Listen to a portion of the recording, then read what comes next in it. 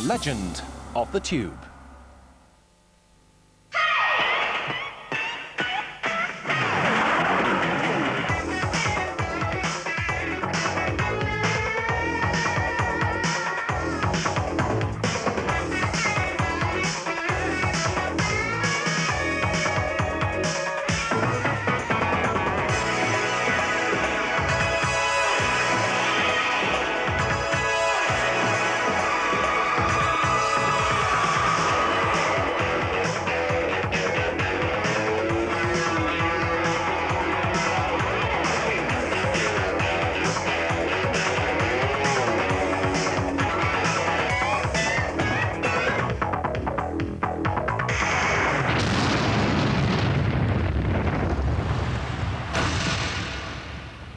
This is now time for the tube. You're going to see live bands, so remember, turn it up. These people are going to go in there, and we're going to have an absolutely insane time. From now on, you'll be watching fantastic Tube. Well, here it is, the studio where it's all going to be happening. For the next 5 months, you're going to be able to see live music, interviews, my stomach getting bigger week by week. In fact, things that have never before seen on a live TV show. So here it is, the studio, and what can I say? One small step for pop music, one large step for fat girls. You know, it really was just fun, and it was kind of like free-fall television where nobody ever put any restrictions on you and nobody ever told you kind of what to do, and so my view of the tube's kind of coloured by the fact that since then I've worked on other shows. And that's what makes you realise how unbelievable it was. Because it's once you work on other shows where you're told what to do the whole time and it's totally tedious and it takes forever to do everything, then you really appreciate what it was like on the tube, because it really was genuinely anarchic, I think, in the sense that they did not give a toss, they just went for it. Don't keep pulling me, I'm not, you know, I'm not like just, you know, an object. I'm sorry. You know, I'm a person. Oh, God. Come on. They all came up here. Oh. It wasn't contrived. That was the main thing about it, was it? It genuinely was just a bit shoddy. I was just saying that, yeah, it genuinely was good when it was good, but that was just by chance. Yes, a lot of it was diabolical. It was by accident. A lot of it was very shoddy and just not very good, but it mattered little because at least it was true, you know, it wasn't pretending to be anything it wasn't. At least we were honourable, yes. Yeah, so that's that then. I have to walk sideways because my towel's so small. Excuse me, do you not want to get near that? Shall you both doing that one together? Yeah, has you got a problem with that? No, I haven't got a problem with it. Yeah, we want it to be like it always was. I was just suggesting that I don't know whether that would be a good thing or not. Well, No. this is how the tube was. Okay. Right, so, let's see the first item. Living on free food tickets, water in a milk from a hole in the roof where the rain came. What can you do?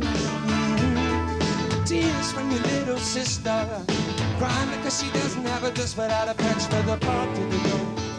But you know, she'll get by, cause she's living in the love of the common people. Smiles from the heart of a family man. Daddy's gonna buy you a dream to cling to. Mama's gonna love you just as much as she can. And she can. Getting that first appearance on the tube was a very credible way of breaking through, because the whole thing was live, and you really had to prove yourself. It was a great way to be able to come across, and the buzz afterwards when we'd done it, and they invited us back again that very next week. Trying to keep your hands warm with the hole in the shoe, let the snow come through and chill you to the bone. Somehow you better go home where it's warm, where you can live in the love of the common people. Smiles from the heart of a family man. Daddy's gonna buy you a dream to cling to. Mama's gonna love it just as much as she can. And she can.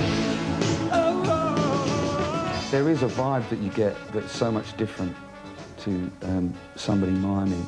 It's a much better atmosphere when you've got great bands on and they're doing their thing with no real restrictions. You know, they just go out and do a good performance, and you've really got a great atmosphere. was very difficult to do on TV, actually, but they managed to get it week by week. Yes, we're living in love with the common people. Smiles from the heart of a family man. Daddy's gonna buy you a dream to cling to. Mama's gonna love it just as much as she can. Living in love with the common people. Smiles from the heart of a family man. Daddy's gonna buy you a dream to cling to. Mama's gonna love you as much as she can. She can. I think it's really important that any music program sets its own agenda, and that it isn't controlled by either the record companies or the latest fad in the NME or Q magazine or whatever. And in a sense, we really didn't care. I mean, there would have been no opportunity for people like Julian Cope to be on television. I mean, Julian Cope, where would Julian Cope go? I mean, he's a great artist, and Malcolm would have no problem with him. And the Jam couldn't. I mean, they were growing up. They weren't a pop group. They didn't start as a pop group. They couldn't keep going on to these Saturday morning things, so they would go on a show where they could really do what they did really well, which was to play, play live. And I think that was great, because that really was a catalyst. It really sorted out the wheat from the chaff, of like the guys who could really do it.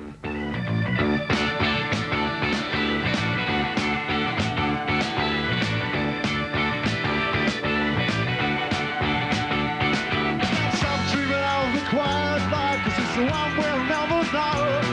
And quit running for the runaway bus, 'cause those rosy days are few. Stop apologizing for things you've never done. I need help, life is cold. It's up to us to change, and time don't matter.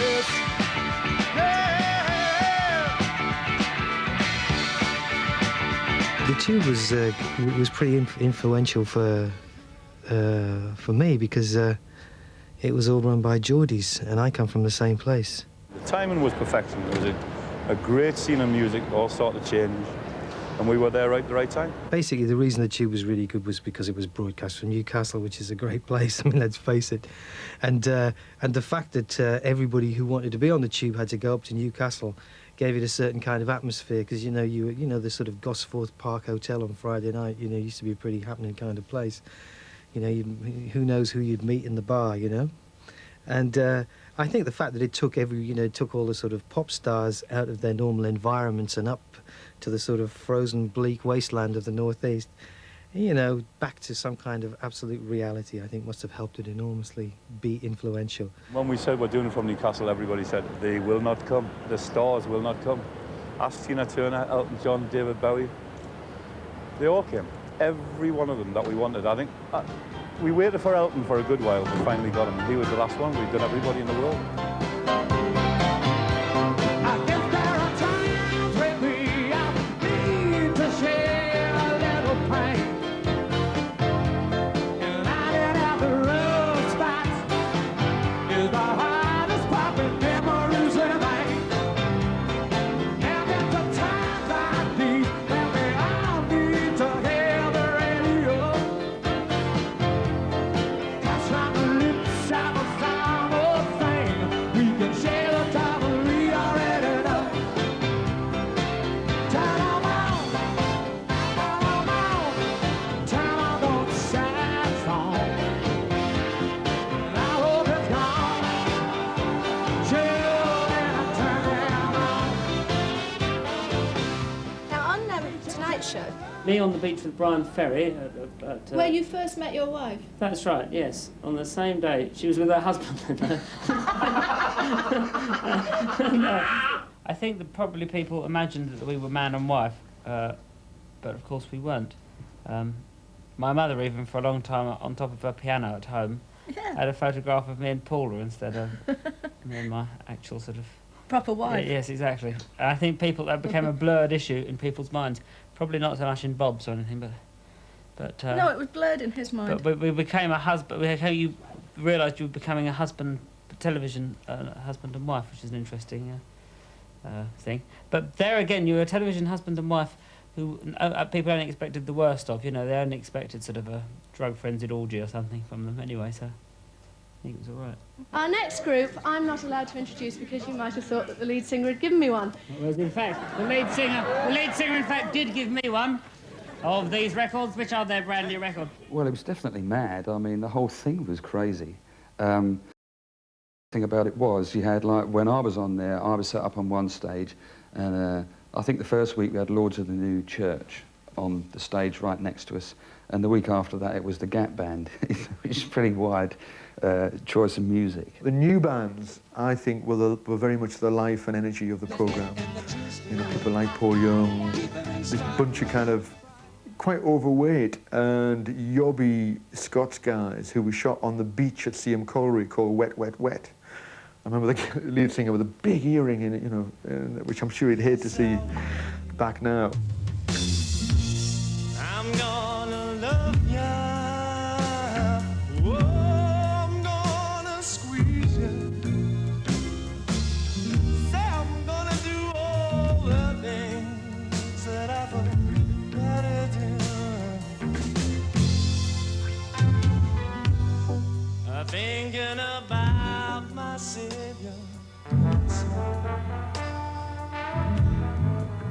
Or she could talk about chasing the boy me away. Tell me. It sounds corny, but it was kind of the weekend starts here. And certainly from the music business, a Friday night, every record company would be turning their TV sets on around about 5:15.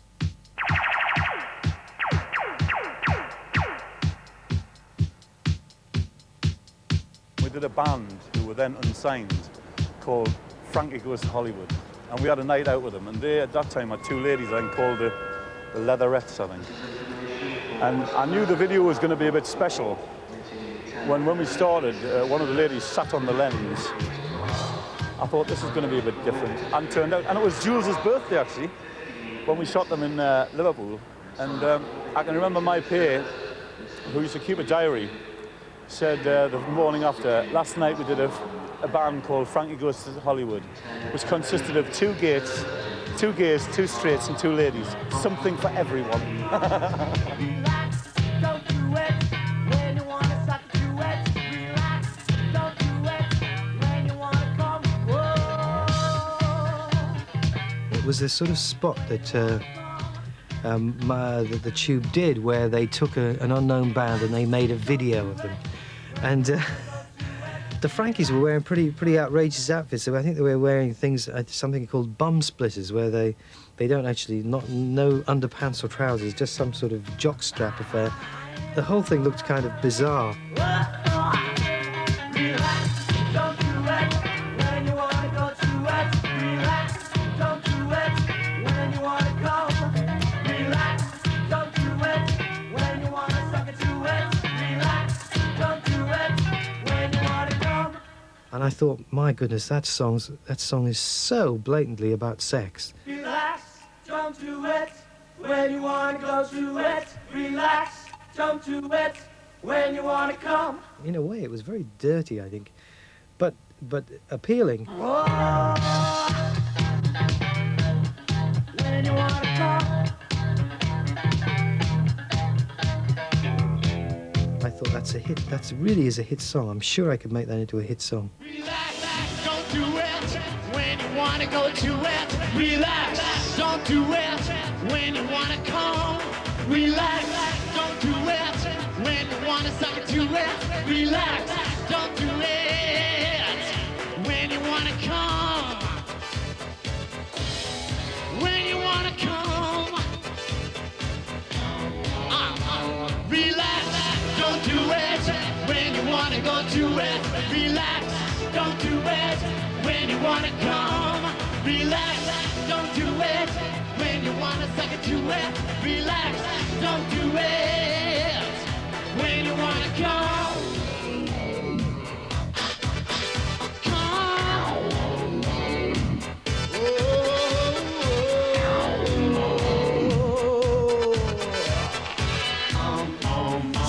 But shooting in the right direction. Make making it your intention.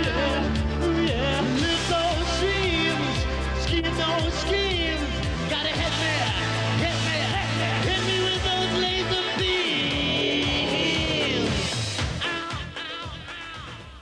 else was there?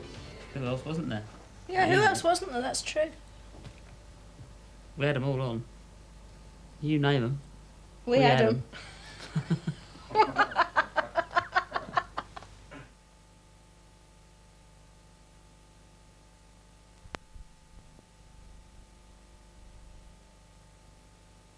I'm now about to have a chat with you two who are in Dublin, and we're live via a satellite, and they can see me and I can see them. Can you? Yep. Yeah? Hello. Hiya. You look lovely in bed, by the way, Paul. Oh, thank you. I'm sure you do. Now, what sort of things have been inspiring you for this new album? Right now, it's you all the way. Jools did anyone that was over 50, and lots of people who were blind. Anyone blind, you did, didn't you? I did the talented people. And I did the crumpet. Yeah, and I think that was I did, basically, I did everyone that I fancied, and you did everyone that you... I admired their performance and playing capacity. Yes. And their poetic and artistic gifts. That's it. And well, you I like did people, too. You like people who just look like they'd be a good sort of bit of pin-up. Yeah. Now tell me, Sting, what we really want to know is how come you get your gear off so often? Virtually every picture you've got your shirt off, so come on. Now come. Well, I don't know. It's... Why do you think that is? Oh, I've got a good body, haven't I? Are you very vain? No, not vain. Photographers like my body. Do they? I've gone all red. I feel quite hot. Do you think that it was a... You're in enough trouble as it is. Why?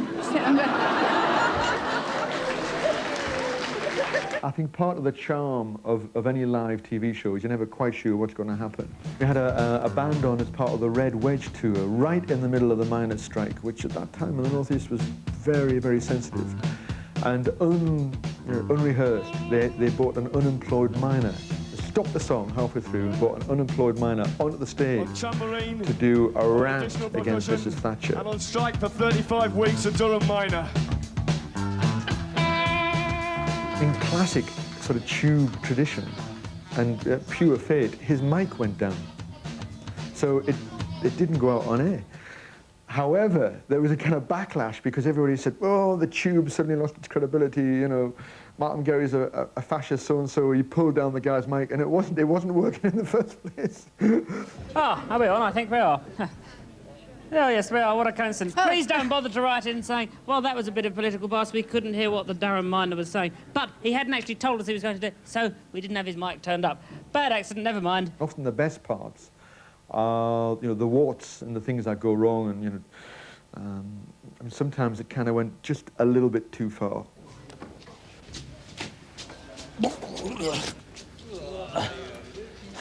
It's Friday. It's 5:30. And the pubs are open. My name is Thingy, and this is the tunnel, the hole, thing. When Rick Mail was on, in fact, there's lovely footage of this. Rick Mail starts the tube and he says, hello, it's Friday, it's 5:30, and the pubs are open, and then vomits into the camera. Horribly. And a man in Oxford called the police. I don't know what he thought they were going to do. Oh, yeah, well, send a squad car straight up there, you know, we're not overrun with ram radio and whatever. We'll just ram along there and sort that out. I've called you so many times today. I guess it's all true what your girlfriend said. That you don't ever want to see me again. And your brother's gonna kill me and he's 6'10". I guess you call it cowardice, but I'm not prepared to go on like this. I can't stand losing out here. I can't stand losing out here. I guess I'm losing you. I guess I'm losing you. Guess I'm losing you. Guess I'm losing you. What's your favourite memory? The 6 weeks you had off for swearing. That was the best bit. It's easy to look back now and laugh, but I mean, there were a few long, dark nights of the soul. Believe me. It was a trailer going out live. I mean, this was in the middle of the Noddy show. Yeah, as a trailer going out live beforehand, just after Noddy, and it was an inadvertent and regrettable slip of the tongue. But in my mind, I was slowly thinking to myself, right, so B there, or B, I thought, well, I'm not going to say square, because that's what a stupid thing that would be to say. And in my sort of confusion, I said B there, or be a completely ungroovy and then used a regrettable slip of the tongue.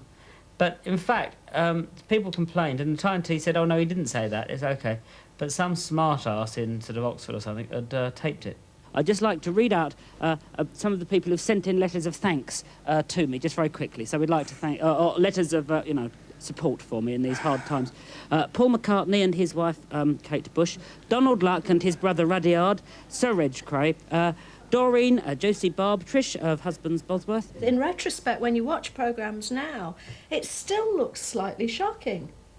You know, people being sick out of their noses at sort of 5:10, and kind of the endless swearing slip-ups that did seem to happen. You're Mel, and this is Jimmy. And of course, you have got a super. We've got nice fish and chips here for you. A nice tea. Practical props. Now, these are expensive. We work at the Beeb, actually. You don't get practical props, in fact. This is actually worse than the fucking Beeb. I mean, as you were saying. You so, know, we've always had a super and cut. It was, you know, rough around the edges because it was done by young people and people in the TV world that had just started, I think, and everybody was learning. There isn't a TV programme that could make anybody's career at the moment. And the Tube did make a few people's career, not just the Frankies. You two were nothing, nothing. They were mere tiny little Irish boys until the Tube. Very talented ones. Very talented, hugely talented. I've always felt that Bono was huge. And in fact, they ring us regularly. Even now they ring us and they say, "I'm in the middle of a world tour and I owe it all to you." Well, in 1983, we released our third LP. It was called War, and it did really well for us. In fact, it was the first time we ever made money from playing live. With that money, we decided to make a film of the group live, Red Rocks. It was called Under a Blood Red Sky, and it was directed by Gavin Taylor. Malcolm Gary and the Tube team, well, they were the first to play it, and they played it a lot. As a result, U2's become, well, the biggest kick-ass rock and roll group in the world.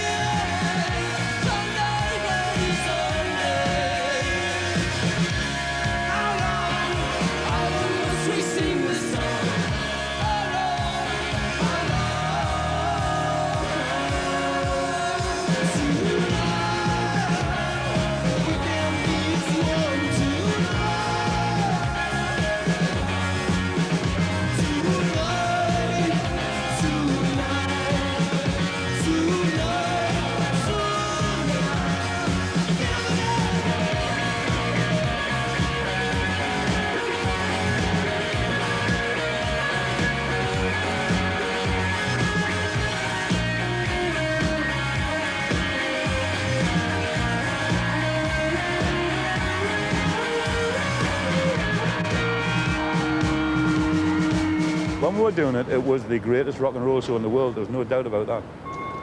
And I just hope it comes back. We just heard the sad and the bad news that it's all over for the best rock and roll show on TV for the Tube. So we got a little tune we want to play for you. Y'all.